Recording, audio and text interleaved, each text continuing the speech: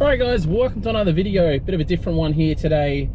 Just pulling up to a place that I've been hoping to work with for a while now, here at Fat Bars. If you don't already know, you need to know. All of us have tow cars, right?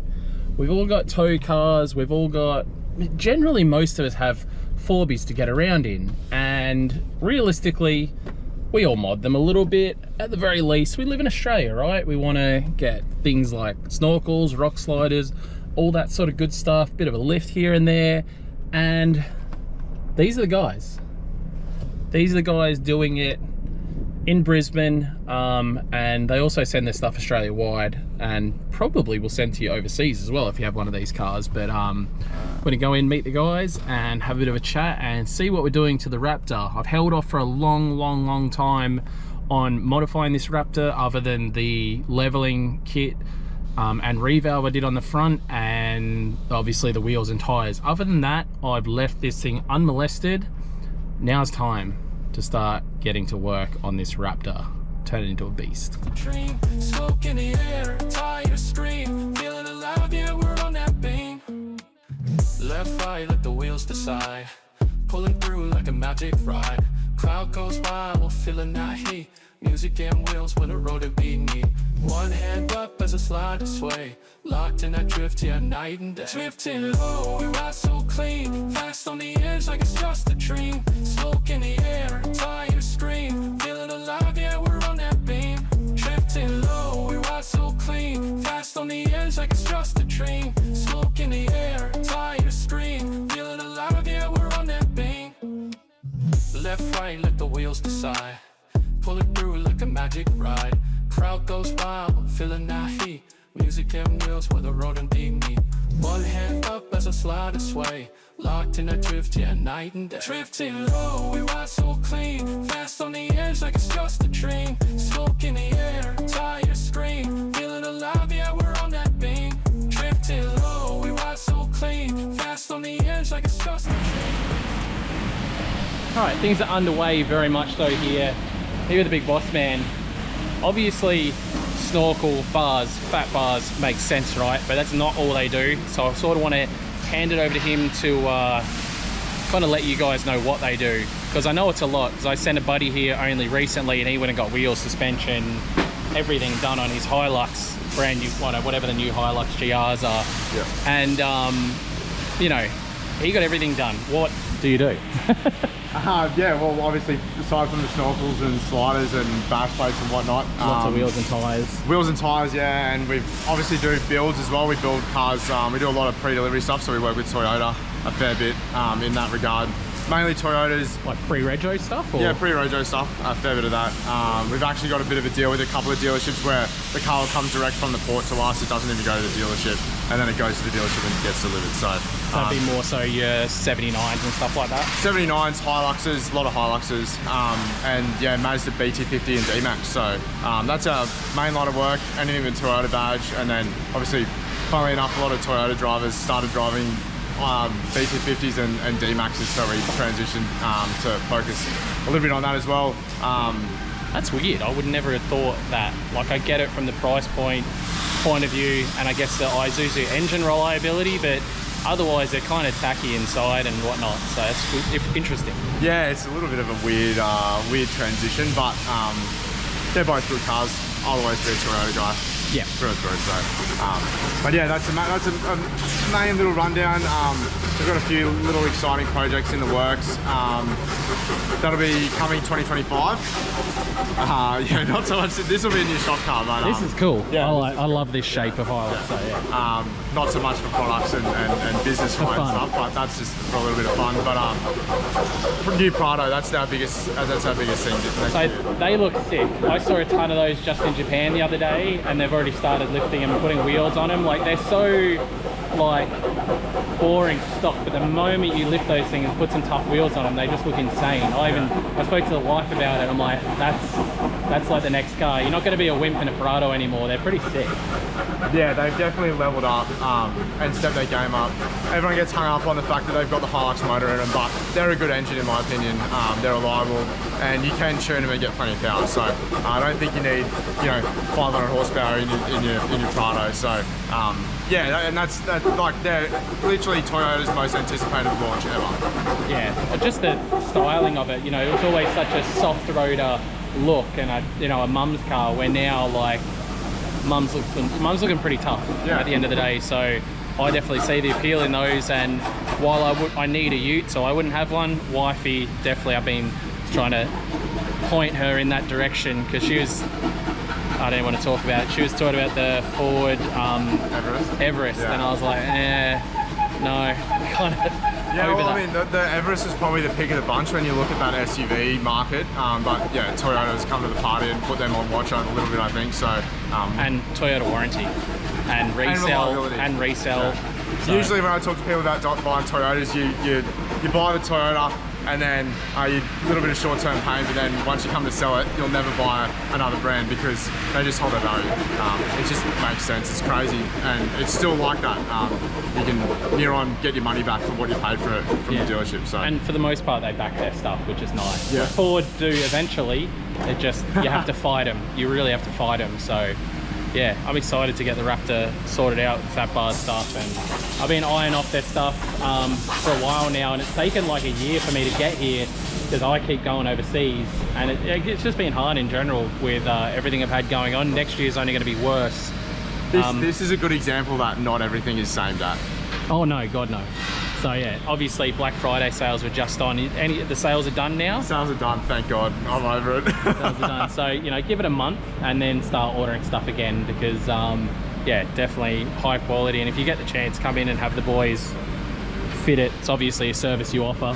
Yeah, everyone's really surprised when we say, oh, we'll be an hour with your Snorkel. I think they expect us to like have their car for a full day and take it on the smoko run and everything, but well, even my wife, she was like, oh, you're gonna be up there all day? I'm like, I don't reckon, like, I know sliders are definitely a do it yourself at home sort of thing. I can see the sliders, but man, a lot of people don't want to cut holes in their fender and drill into their pillar. Having guys that are experienced with it, like, makes a huge difference. But do you come with a template and everything for the guys that do want to do it at home? All our products, and probably why our R&D process is a little bit longer, we try and keep that R&D, other DIY friendly aspect of it, so that people can, tackle a Snorkel install. Whilst it might seem really daunting cutting a big hole in your fender, it's very doable.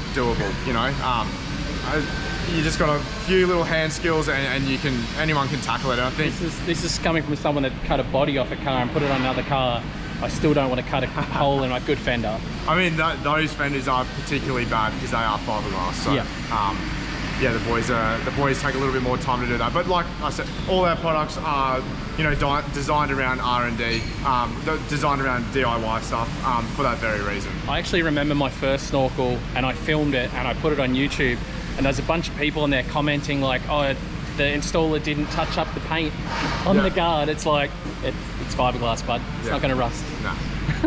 That is one big thing we see a lot of people not doing that. So. Oh, not doing that on their metal stuff? Yeah. Yeah. But I had people call me up saying we didn't do it on the Raptor ones, and I'm like, yeah, no, it's fiberglass, bud. So the videos I've put up of like me cutting holes with like tin snips, I just get rinsed from people being like, that's so rough, blah blah blah. But it's actually, if you use anything like a hacksaw, it like puts swarf everywhere. Catch the guard as well. It catches the guard. You also have to take the whole guard up, but it also risks metal swarf going everywhere, fall out onto your bonnet, rusting.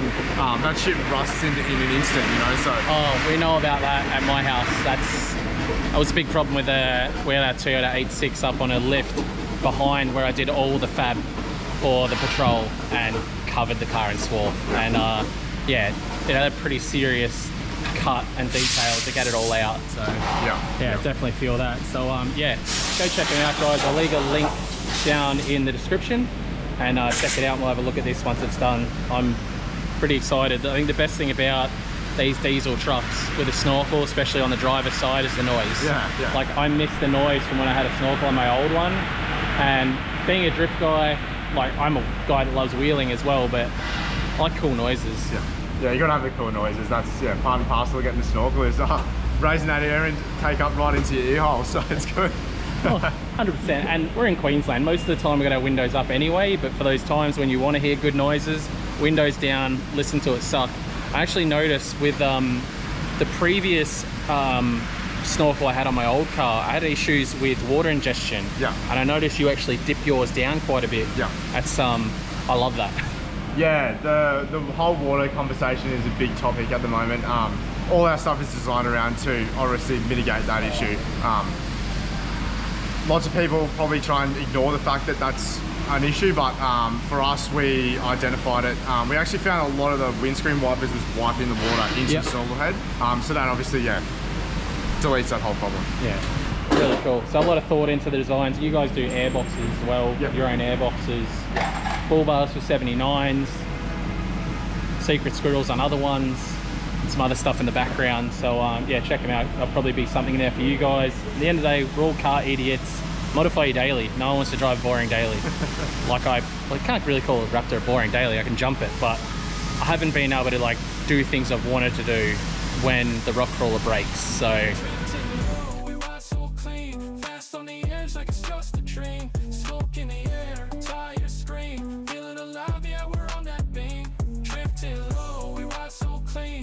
on the edge like it's just a dream. Smoke in the air, tire scream. Feeling alive, yeah, we're on that beam.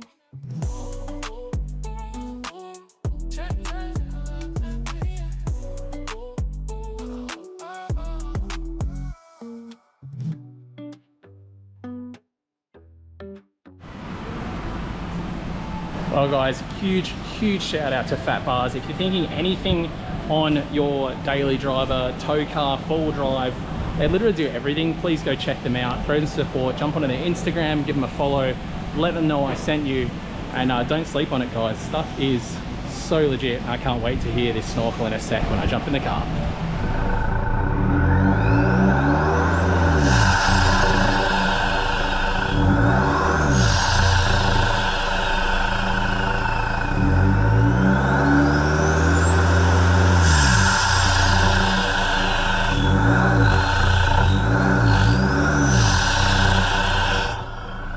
So next day now, I'm beyond stoked on the Raptor. By the way, the turbo noises, the dose, all of that sort of stuff. As soon as I can in the future, maybe even be this weekend, I'm going to go out for a wheel in the Raptor. So yeah, maybe test out those rock sliders. It's obviously not something you plan to do, but if we go wheeling and I end up resting on them, I'll give you some feedback on them. But overall, I'm stoked. I'm absolutely pumped on having a snorkel again. So big shout out to the Fat Bars guys, and yeah, awesome to work with.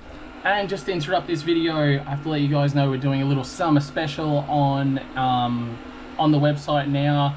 We're doing a cooler, so you know, stubby cooler that you hold on to, bottle opener and a lanyard for only 15 bucks. You save like 8 bucks. You can request a color and a pattern while stocks last. Otherwise, they'll be chosen at random. Little 15 buck little summer, get a stubby holder, bottle opener and all that. Oh, it's over here actually. I should show you guys. So this little package here, so there's our bottle openers, lanyards and stubby coolers. Stubby coolers can double as, oh, go away. Stubby coolers can double as stuff you put over your oil caps or whatever you want, but they're cool, really good to use, and yeah, check it out on the store. So as you guys know, FD is very much the whole of America. Round 1 being in Long Beach, round 2 being in Atlanta, and for reference, this is like driving from Melbourne to Perth for the Aussies. Then another, and obviously round 2 all the way down to Orlando. Then this is like driving from Melbourne to Brisbane. So that's another pretty solid drive, but yeah, all the way up to Englishtown. And then again, this next leg is even more gnarly than it's probably more like a Brisbane to Perth, which I've done, so no big drama. But yeah, it's going to be pretty interesting. I haven't been up to this part of the country, So that's going to be interesting. I've been to Colorado and Kansas, Missouri, Illinois, but I haven't been up here. So, which I guess we kind of won't this time either. But anyway, so we got E-Town, then across to St. Louis, Pennsylvania. We're going to hit up. We're kind of adding stuff to this as we go, but we got to add in Woodward. Boston and Scarlett desperately want to go to Woodward, and that is in Pennsylvania. So we've got to go and hit up Woodward at some point after or even before E-Town, probably after E-Town. And the next round is St. Louis, all the way up to Seattle. This one's a big old drive again. Huge drive. I think the route you take is through here, through Colorado, Utah, and then up to Seattle. And then after Seattle, back down to Utah, and then back down for the final round where we don't actually know where it's going to be, but it will be somewhere in California. So there's that. Now on the car front, we are getting things underway. The moment the boys get any significant work done that they actually film, they're going to be sending through the stuff to me. Probably the biggest news, might be disappointing to a lot of people, but we're not going to go with the RB. It was good in theory, and we love the idea. We love RBs. Australia and New Zealand, we know how to do an RB, but realistically there's just not enough support.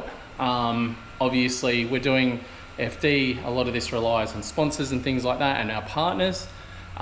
There's not enough partners that are really keen on the RB, and especially an RB at that level. Sort of hard to get more support for it. However, the tried and true LS platform, kind of a no-brainer going to America.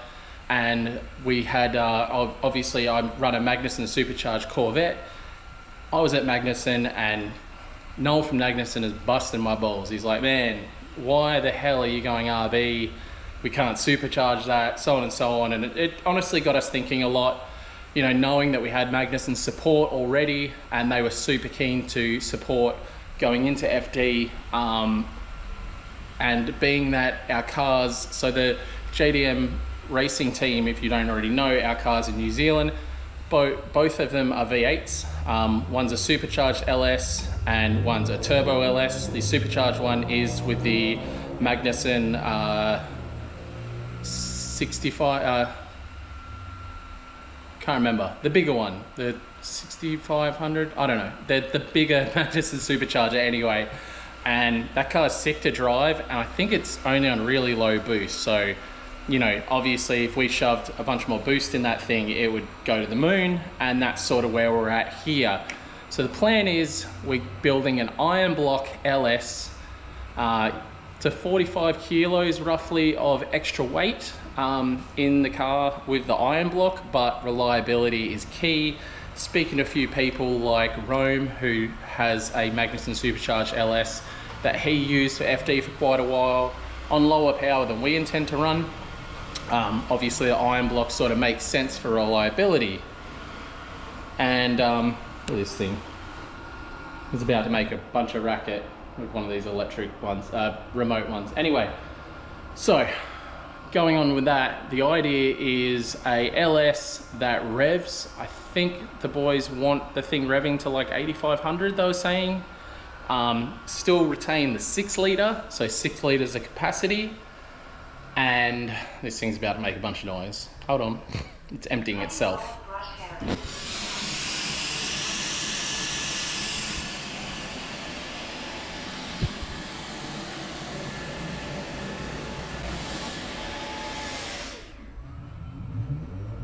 All right, I think it's done. So anyway, that's our plan there. With everything else, it's in place. A majority of our WiseFab stuff has arrived. WiseFab have been phenomenal to work with. They've gone back and forth with Formula Drift to actually add in some new stuff into the FD rules to allow us to run an R32 subframe, but allow us to make changes to that subframe that keep the car competitive. Because one of the big Achilles heel of the Skyline is the rear cradle pickup points, and I guess WiseFab have gone back and forth and been allowed to move one of those pickup points to make it the same as like an S14, which is a weird one. I sort of, because one of the things we initially asked is, can we just run an S14 subframe? It does bolt straight in, just with offset spaces. And that was a no from FD. Understandable, they have their rules. Still weird that Corollas can have big rear cradles, I guess, in them and all that sort of stuff, but whatever. So yeah, this means the back end of the 32 will be on par with S chassis, which is going to be exactly what we need. The front is V3 Wisefab stuff with a newly designed Wisefab upper arm. Wisefab have never actually done an upper arm. This has sort of helped them make a decision to finally do upper arms for their R32 kit. So we're super pumped on that. So for all you guys with R32s, hopefully that's something that will hit the market in the near future, is the full R32 kit with front rack and upper arms and all the good stuff in there. So yeah, we're collecting all the parts, everything's happening. We have scheduled our first official tests with the car for late January, just before D1NZ starts, because we're gonna have the D1NZ cars, they're all sweet and ready to go pretty much. You know, it's gonna be head down, bum up on trying to get these cars ready. It probably won't cosmetically be where it needs to be, because a lot of our cosmetic parts are stateside, and we don't see any point in spending a ton of money on shipping and everything else, getting them to New Zealand only for us to test and then for it to go in a shipping container. So the car will probably be shipped to the US fairly bare, from a sense of, you know, body kit, or you know, some of the panels might not even be there because we just don't need them, because we're picking up some carbon fiber bits and all that. So that is pretty exciting. With that said, we are now partnered with Anderson Composites, which is also Seabond Composites as well, which is all carbon fiber goodies. So I'm gonna have a huge update on the Corvette, hopefully around Christmas time.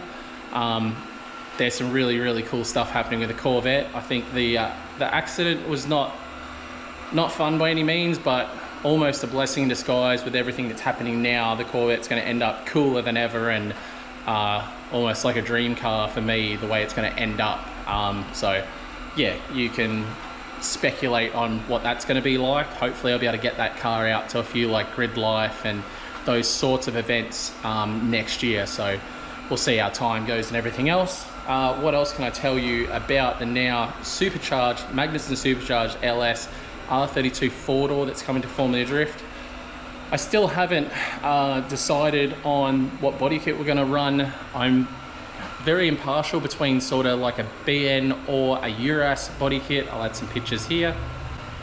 I don't know, I just think coming in gangster, big kit.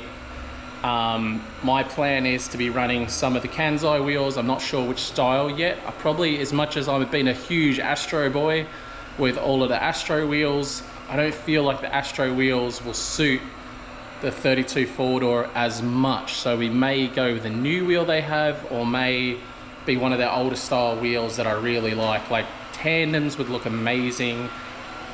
Maybe even like a mesh style wheel. We'll see what happens there. But I'm going to talk to the boys from Kansai, because I want chromies on the FD car. I just think chromies, black car, obviously depending on partners. The plan at the moment is to have a black car. So there's a ton of stuff going on behind the scenes. My brain is just cooking with all the things going on in the background, whether it be, you know, stuff here at home in Australia, trying to work out stuff in Japan. I've actually been thrown a bone with regards to Japan. Dory Junkie now is sending his container later, so that gives me more time to be able to try and sort out the Barra situation. So yeah, if you do see any reasonably priced turbo Barra engines, ideally FG or FGX, I'm just after a factory motor, or a factory motor with like oil pump and valve springs already done would be amazing. But main thing is good condition and with all the bells and whistles. I don't want one that's like bare motor and then I have to get a turbo and all that sort of stuff. I want just a factory Barra motor, and I can get that sent off to Japan for the Falcon, and hopefully, you know, mid-year or something, get over there and put the engine in and give it a test, and then make sure it's all going to be sweet for you know, the big November Matsuri when everybody's there and having a jam. So we'll see what we can work out there. Otherwise, I'm waiting on some aero bits for my JZX 100. I actually might pick up some aero bit tonight, but I'm waiting on other stuff that Dory Junkie's bringing in for me from Japan. And the S13's waiting on a shaft and waiting on Russ to come around and have a look at that wire that isn't where it's meant to be. The Suzuki, I need to get a new auto gearbox for. The S14's mint and just sitting up on the lift ready to go if I need to use it at all. Raptor, I've got a few more mods I want to be doing to that while we're back here in Australia. I want to do maybe a few trips while we're back here, so that's something I'm working on.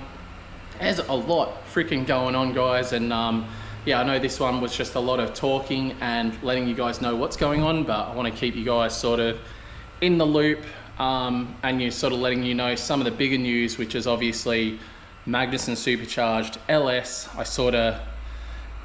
Sorry RB boys, I'm still going to be doing an RB in the Patrol. That's the other thing we need to do, which I am still chasing, is I'm trying to find a Neo RB, a Neo RB25, and then I'm going to link up with my partners R-Tech and so forth, and yeah, I've already got a full Heltec ECU, sensors, everything ready to go in the Patrol. So I've got a full Heltec setup ready to go in.